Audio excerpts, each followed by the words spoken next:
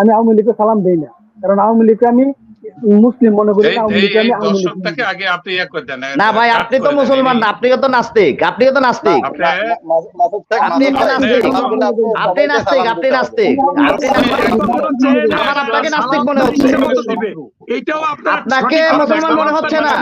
দাড়ি রাখলে মুসলমান হওয়া যায় না ভাই। আপনি মুসলমান হলে রাজাকারের সন্তান, রাজাকারের রাজাকার। আমাকে সুযোগ করে দেওয়ার জন্য আপনি সহ মনিরুজ্জামান মনির ভাই এবং হীরা ভাইকে সালাম, আসসালামু আলাইকুম। আমার প্রশ্ন হচ্ছে বিপ্লব হাজারীর কাছে, উনি বলছে বিএনপি একটা নাস্তিকের দল। আচ্ছা, আমি মাইনে নিলাম যে বিএনপি একটা নাস্তিকের দল।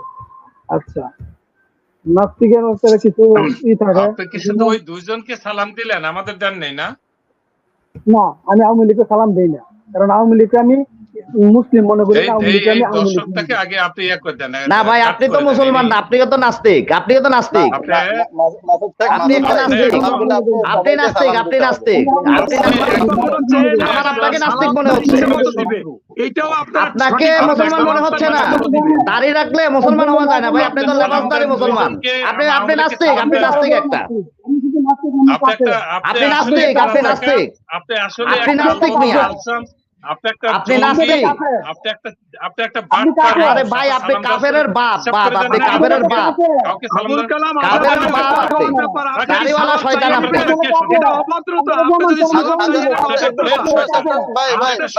পাকিস্তানিদের পয়দা, আপনি পাকিস্তানিদের পয়দা। আওয়ামী লীগ মুসলমান না, না আওয়ামী লীগ মুসলমান না, আপনি মুসলমান মিয়া, দাড়ি রাখলে মুসলমান হয়ে যায় না। ধান্দাবাজিরা জায়গা পান না, না আওয়ামী লীগ মুসলমান না, আপনি মুসলমান মিয়া, ধান্দাবাজ মিয়া, আওয়ামী লীগ মুসলমান না মিয়া। কতগুলো রাইকা আসছেন শুনেন, চিটিং বাটপারের মুখে দাড়ি, সব আপনার মতো অনেক চিটিং বাটপার আছে, দাড়ি থেকে চিটিং বাটপারি করে। মুসলমান হলে রাজাকারের সন্তান, রাজাকারের রাজাকার, আলবদর আল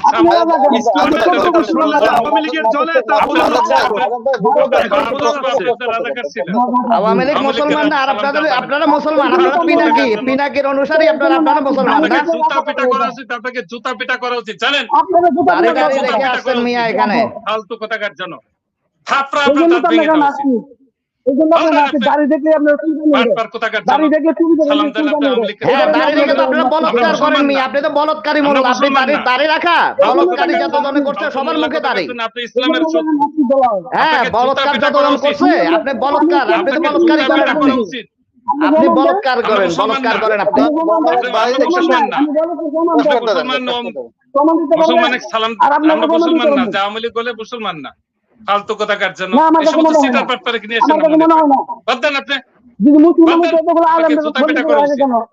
আপনাকে বলৎকারী মোল্লা, আপনি তো বলৎকারী আলেম ভাই, বলৎকারী আলেম আপনি, আপনি তো বলৎকারী আলেম, আপনি বলৎকার করেন, আপনি বাচ্চাদেরকে বলৎকার করেন।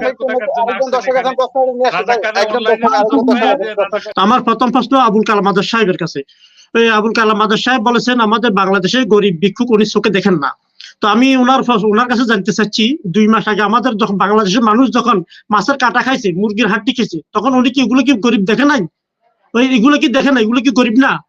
এটা প্রথম প্রশ্ন ওনার কাছে। দ্বিতীয় প্রশ্ন হাজারী সাহেবের কাছে। হাজারী সাহেব বলেছেন উনি মিসকিনটা ওনার কাছে আবদার করছে গরু গোশত খাওয়ার জন্য। তো ঠিক আছে, আমরাও জানি গরু গোশত, কারণ মিসকিনরা তো গরু গোশত কিনে খাবে, ওটা তো ওনাদের সামর্থ্যের বাইরে, যার জন্য আপনার কাছে গরু গোশত কিনতে চাইছে। এটা কি আপনি কি বলবেন গরু গোশত তারা কিনতে খাইতে পারে বিধায় আপনার কাছে চাইছে, না গরু গোশত না কিনতে ওনারা খাইতে পারবে না, এই জন্য আপনার মারফত আপনার কাছে চাইছে গরু গোশত খাওয়ার জন্য? এটাও একটু বিশ্লেষণ করবেন হাজারী সাহেব। ওকে, ধন্যবাদ।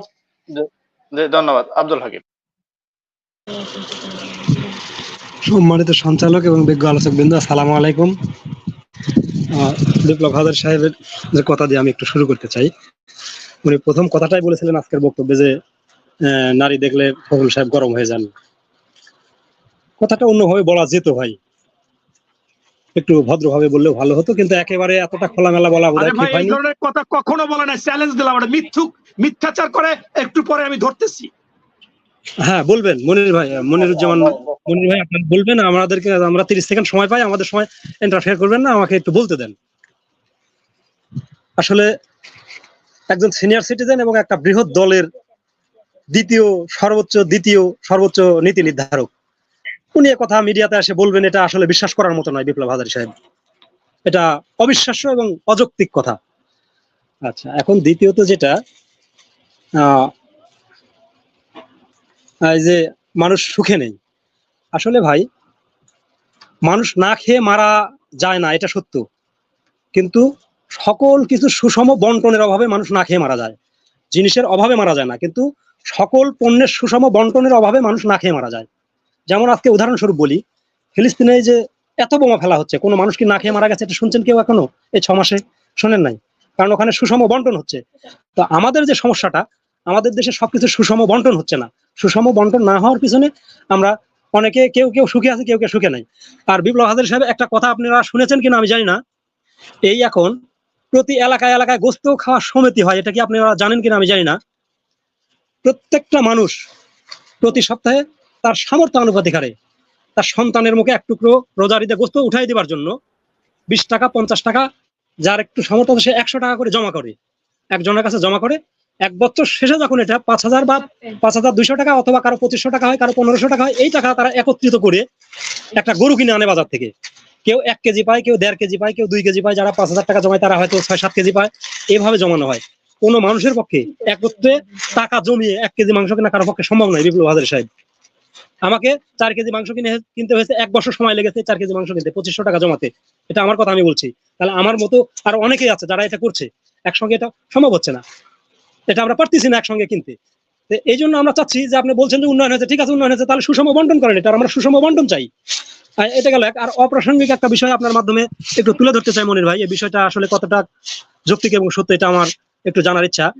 আমি কয়েকটা চ্যানেলে দেখলাম, সম্ভবত যমুনা টেলিভিশনে দেখলাম, ভয়েস বাংলায় দেখলাম, যে ইসরায়েলি একটি পণ্যবাহী বিমান বাংলাদেশে অবতরণ করেছে। এটা কেন, কি কারণে এই অবতরণ করলো, এটার কি কারণে করেছে, সরকারের পক্ষ থেকে একটা মহল এটাকে তুলে ধরছে, কিন্তু সরকারের পক্ষ থেকে এখন পর্যন্ত কোনো বিবৃতি আসেনি।